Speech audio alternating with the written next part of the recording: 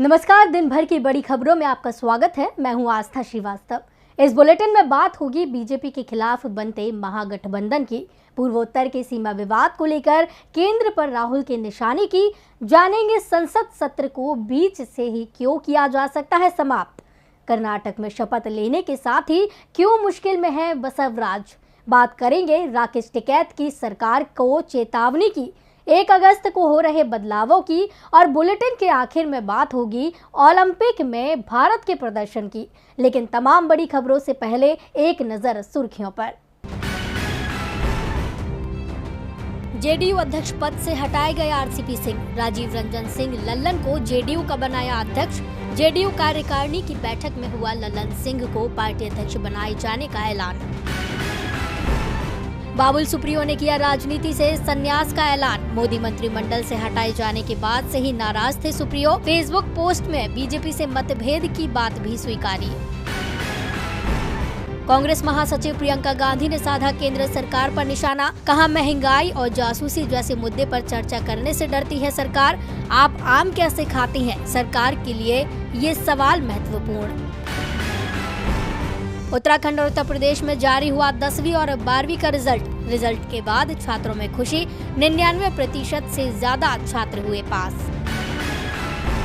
सुर्खियों के बाद अब बात आज की सबसे बड़ी खबर की। मोदी सरकार के खिलाफ अब विपक्ष की एकजुटता दिखाई देने लगी है। संसद में इसका असर दिखाई दे रहा है और अब दशकों तक एक दूसरे की विरोधी रही पार्टियां भी मोदी सरकार के खिलाफ साथ आने को तैयार हैं।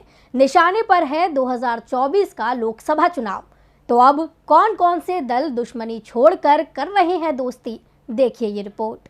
राजनीति में ना तो कोई स्थानीय दोस्त होता है और ना ही विरोधी।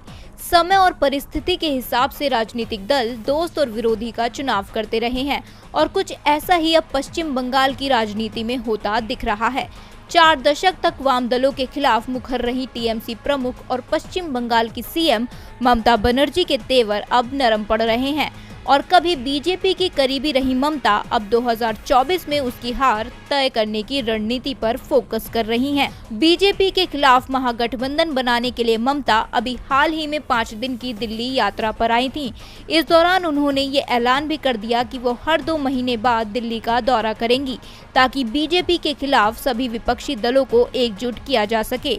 ममता ने सभी विपक्षी दलों के साथ आने की मांग की थी, जिस पर अब वाम दलों ने भी उनका समर्थन किया है। सीपीएम ने तो पहले ही संकेत दे दिए थे कि वह राष्ट्रीय स्तर पर बीजेपी को हराने के लिए तृणमूल कांग्रेस से हाथ मिलाने को तैयार है। और अब सीपीआई के राज्य सचिव स्वपन बनर्जी ने भी कहा है कि सीपीआई का केंद्रीय और राज्य नेतृत्व किसी भी ऐसी पार्टी या गठबंधन को समर्थन देगा जो बीजेपी के खिलाफ लड़ रही है। राष्ट्रीय स्तर पर बीजेपी के खिलाफ लड़ने के लिए टीएमसी से हाथ मिलाने में संकोच नहीं किया जाएगा। लेकिन इसका यह मतलब नहीं कि सीपीआई राज्य स्तर पर अपनी लड़ाई बंद कर देगी।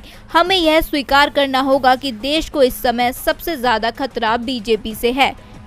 एक और जहां राजनीतिक दल दुश्मनी भूलकर दोस्ती कर रहे हैं, तो वहीं देश के अंदर ही 2 राज्य आपस में दुश्मनों जैसा बर्ताव कर रहे हैं। पूर्वोत्तर में असम और मिजोरम के बीच जो हालात हैं, उसे लेकर कांग्रेस सांसद राहुल गांधी ने मोदी सरकार पर निशाना साधा है। तो क्या कहा राहुल ने, देखिए ये रिपोर्ट।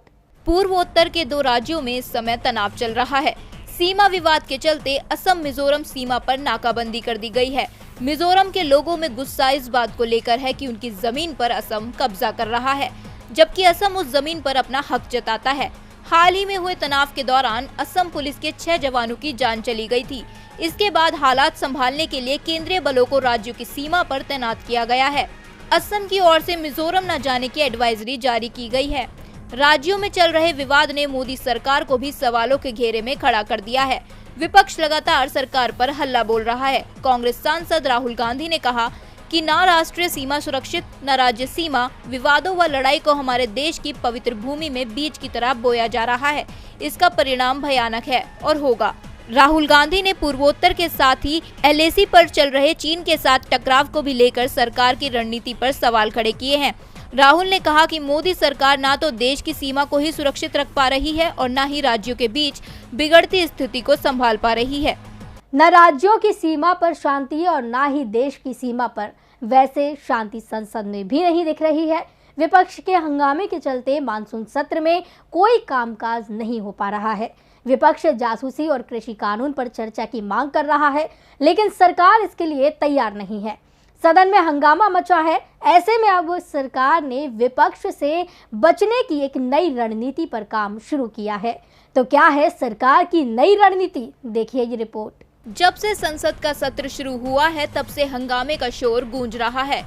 लोकसभा से लेकर राज्यसभा में केवल विपक्ष का शोर है। पेगासस मुद्दे पर जोर है। 2 हफ्ते गुजर गए कार्यवाही को शुरू हुए, लेकिन 9 दिन में राज्यसभा केवल 8 घंटे ही चल सकी, जबकि 33 घंटे बर्बाद हो गए। मोदी सरकार लगातार विधेयकों को पास करवाकर अपने मंसूबों में कामयाब होना चाहती है, लेकिन विपक्ष उसे मौका ही नहीं दे रहा है। इसलिए अब सूत्रों के हवाले से कहा जा रहा है कि सरकार तय समय से पहले सत्र को खत्म कर सकती है। केंद्र का कहना है कि वो पेगासस को छोड़कर जनता से सीधे संबंधित किसी भी मुद्दे पर बहस के लिए तैयार है। वहीं एक सुर में स्पाईवेयर का मुद्दा उठा रहा विपक्ष इस पर बड़ी बहस करने की मांग कर रहा है। इस तकरार के बीच एक अंग्रेजी अखबार की रिपोर्ट में सूत्रों के हवाले से कहा गया है कि सरकार गंभीरता से मानसून सत्र में कटौती करने पर विचार कर रही है।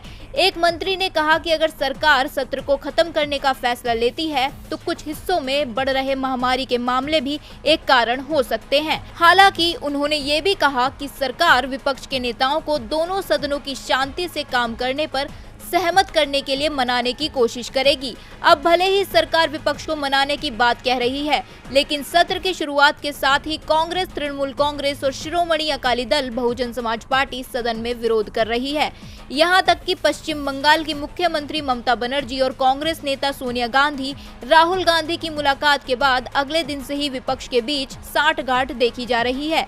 सदन में जहां एक तरफ समूचा विपक्ष एक साथ नजर आ रहा है, तो वहीं सरकार बेबस दिख रही है। इसलिए माना जा रहा है कि पेगासस और विपक्ष के विरोध से बचने के लिए सरकार सत्र को ही छोटा कर सकती है, यानी 13 अगस्त तक चलने वाला सत्र समय से पहले ही खत्म हो सकता है। विपक्ष मोदी सरकार को राहत देने को तैयार नहीं है। दरअसल केंद्र सरकार ही मुश्किल में नहीं फंसी है, बल्कि कर्नाटक में हाल ही में सीएम पद की शपथ लेने वाले बीजेपी विधायक बसवराज भी मुश्किलों में दिख रहे हैं। उनके लिए सबसे बड़ी मुश्किल तो मंत्रिमंडल को लेकर है। किसे मंत्री बनाएं और किसे छोड़ें, पार्टी में से लेकर विधायक आंखें दिखाने लगे हैं। ऐसे में कितनी मुश्किल होने वाली है बीजेपी सरकार की राह, देखिए ये रिपोर्ट। कर्नाटक में जब जब बीजेपी कैबिनेट में विस्तार करती है तब तब विवाद खड़ा होता है। जब येदियुरप्पा मुख्यमंत्री की कुर्सी पर थे तब भी कैबिनेट में फेरबदल को लेकर पार्टी में ऐसी कलह मची थी कि मामला दिल्ली दरबार तक आ पहुंचा था। यहाँ तक कि इस विवाद की वजह से येदियुरप्पा की कुर्सी तक हिल गई थी। और अब नए नवेले सीएम बसवराज बॉम्बई कैबिनेट विस्तार करने जा रहे हैं, जिसके बाद भी विवाद का बढ़ना तय माना जा रहा है। मुख्यमंत्री बनने के बाद पहली बार दिल्ली आए बसवराज बॉम्बई ने कहा कि मंत्रिमंडल का विस्तार जल्द से जल्द किया जाएगा। हमें अगले हफ्ते मंजूरी मिल जाएगी। मैंने संभावितों की सूची पर चर्चा नहीं की है, लेकिन इस मुद्दे पर जल्द निर्णय लेने की जरूरत है। सीएम बॉम्बई ने कहा कि वो इस मुद्दे पर फिर से दिल्ली का दौरा कर सकते हैं और उन्होंने बीजेपी आला कमान से समय मांगा है। इतना ही नहीं, कैबिनेट विस्तार को लेकर नेताओं की महत्वाकांक्षाओं पर बॉम्बई ने स्पष्ट करते हुए कहा कि कोई बॉम्बई स्टाम्प या रबर स्टाम्प नहीं, मेरे प्रशासन में केवल बीजेपी स्ट्रांग होगा। सीएम ने अपने बयान में साफ शब्दों में किसी नेता का नाम नहीं लिया, लेकिन उनका ये लहजा साफ बयां कर रहा है कि वो पद की ओर टकटकी लगाए नेताओं को जवाब दे रहे थे। दरअसल लंबे वक्त से बीजेपी में मंत्री पद को लेकर तकरार छिड़ी है। पहले विस्तार में जगह न मिलने के बाद नेता अब फिर एक बार कुर्सी की ओर देखने लगे थे। उन्हें लग रहा था कि येदियुरप्पा की विदाई के बाद अब मंत्रिमंडल का रास्ता साफ हो गया है, लेकिन सीएम बॉम्बई ने भी तल्ख तेवर अख्तियार कर रखे हैं, जिससे साफ है कि कैबिनेट विस्तार होगा। वैसे ही रार छिड़ेगी। यहाँ तक कि कई नेताओं के दल बदल की अटकलें तेज हैं। दिल्ली से कर्नाटक तक बीजेपी की मुश्किलें बढ़ी हुई हैं। विपक्षी दलों के साथ ही किसानों ने भी बीजेपी के लिए मुश्किलें बढ़ा रखी हैं। किसान साफ कर चुके हैं कि विधानसभा चुनावों में बीजेपी को सबक सिखाया जाएगा।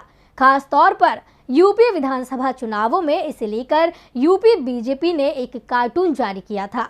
इस कार्टून पर किसान नेता राकेश टिकैत ने निशाना साधा है। बीते दिनों यूपी बीजेपी ने राकेश टिकैत पर निशाना साधते हुए कार्टून ट्वीट किया था। इस कार्टून में किसी का नाम नहीं लिखा गया, लेकिन इसमें इस्तेमाल की गई भाषा से योगी सरकार पर सवाल उठ रहे हैं। बीजेपी ने कार्टून ट्वीट कर कैप्शन दिया, ओ भाई जरा संभल कर जाइयो लखनऊ में।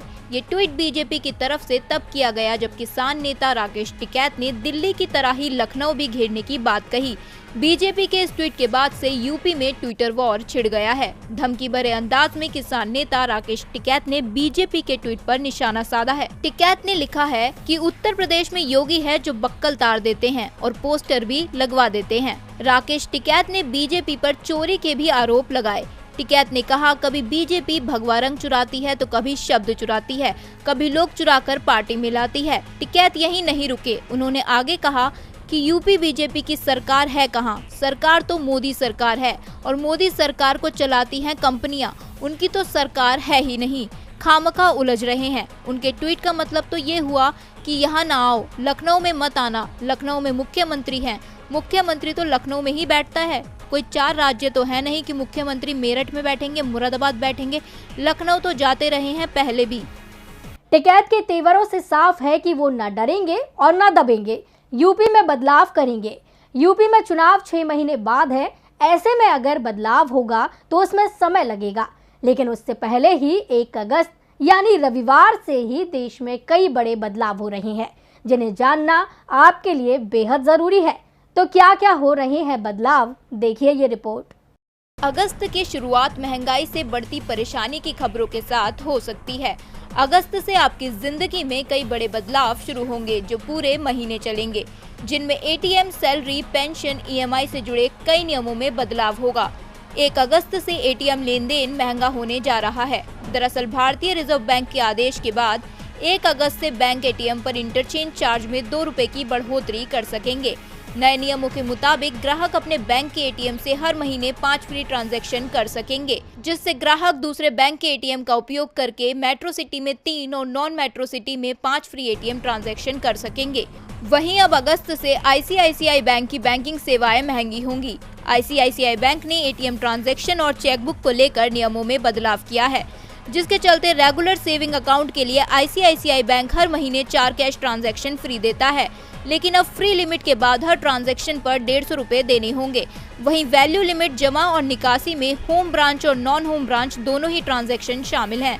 साथ ही अब सैलरी, पेंशन, ईएमआई से जुड़े नियम बदले जाएंगे, क्योंकि आरबीआई ने national automated clearing house (NACH) के नियमों में बदलाव किया है। इस बदलाव के तहत अब आपको अपनी सैलरी के लिए या पेंशन के लिए शनिवार और रविवार यानी वीकेंड के गुजरने का इंतजार नहीं करना होगा। ये सेवाएं आपको पूरे हफ्ते मिलेंगी। आरबीआई गवर्नर शक्तिकांत दास ने पिछले महीने ही ये ऐलान कर दिया था। वहीं अब एलपीजी सिलेंडर के दाम बढ़ सकते हैं, जिससे आम आदमी के घर का बजट बिगड़ने वाला है। 1 अगस्त से ही एलपीजी सिलेंडर की कीमतों में बदलाव आ जाएगा। बता दें कि हर महीने की पहली तारीख को घरेलू रसोई गैस और कमर्शियल सिलेंडर की नई कीमतें तय की जाती हैं। वहीं अगस्त में रिजर्व बैंक ऑफ इंडिया अपने नए क्रेडिट पॉलिसी का ऐलान करेगा। बता दें कि मॉनेटरी पॉलिसी कमेटी ब्याज दरों में बदलाव पर फैसला करेगी। एमपीसी की ये बैठक 4 से 6 अगस्त के बीच होनी है। वहीं 6 अगस्त को पॉलिसी का ऐलान भी कर दिया जाएगा। बता दें कि एमपीसी की ये बैठक साल में 6 बार होती है। और बुलेटिन के आखिर में बात ओलंपिक में आज के भारत के प्रदर्शन की। टोक्यो ओलंपिक का आज 9वां दिन है। भारत को आज भी कोई पदक तो नहीं मिला। बैडमिंटन स्टार पीवी सिंधु से आज भारत को बहुत उम्मीद थी, लेकिन वो भी सेमीफाइनल में हार गई। वैसे सिंधु अभी भी ब्रॉन्ज मेडल के लिए मुकाबला खेलेंगी। तो आज कैसा रहा भारत का ओलंपिक में प्रदर्शन, देखिए इस रिपोर्ट में। टोक्यो ओलंपिक में अभी तक भारत को सिर्फ वेट लिफ्टिंग में सिल्वर मेडल मिला है। उसके बाद से ही भारत को खिलाड़ियों ने हर खेल में निराशा ही दी है, जबकि ओलंपिक में खेलने गए दल में 5 खिलाड़ी विश्व रैंकिंग में नंबर 1 के पायदान पर थे। आज भी भारत के हाथ कोई पदक नहीं आया। अभी तक मैच जीतती आ रही शटलर खिलाड़ी पीवी सिंधु को भी हार का सामना करना पड़ा। चीनी ताइपे की ताई जू यिंग ने 21-18, 21-12 से जीत दर्ज की। सिंधु अब ब्रॉन्ज मेडल मैच में बिंग जाजो का मुकाबला करेंगी। पूजा रानी के पास मेडल पक्का करने का मौका था, लेकिन वो चूक गयी। 75 किलोग्राम वर्ग में चीन की ली क्यान ने पूजा रानी को 5-0 से मात दी। ली क्यान 3 राउंड में पूजा रानी पर भारी पड़ी। सेलिंग में वरुण ठक्कर और गणपति की भारतीय जोड़ी को भी निराशा हाथ लगी। तीरंदाज अतनु दास का पदक पाने का सपना भी टूट गया। अतनु दास प्री क्वार्टर फाइनल का मैच हारकर बाहर हो गए हैं। उन्हें जापान के ताकाहारू फुरुकावा ने 4-6 से हराया। डिस्कस थ्रो में भारत को अब कमलप्रीत कौर से उम्मीदें हैं। उनके गजब के प्रदर्शन ने उन्हें फाइनल तक पहुंचा दिया है। कमलप्रीत ने तीसरे प्रयास में 64 मीटर का थ्रो कर फाइनल में एंट्री की। वो क्वालिफिकेशन राउंड में दूसरे स्थान पर रहीं। हालांकि भारत की ही सीमा पूनिया फाइनल में पहुंचने से चूक गईं। सीमा 31 एथलीटों में से 16वें स्थान पर रहीं। फाइनल में पहुंचने के लिए सीमा को टॉप 12 में होना था। तो आज इस बुलेटिन में बस इतना ही। देखते रहिए डीवी लाइव। नमस्कार।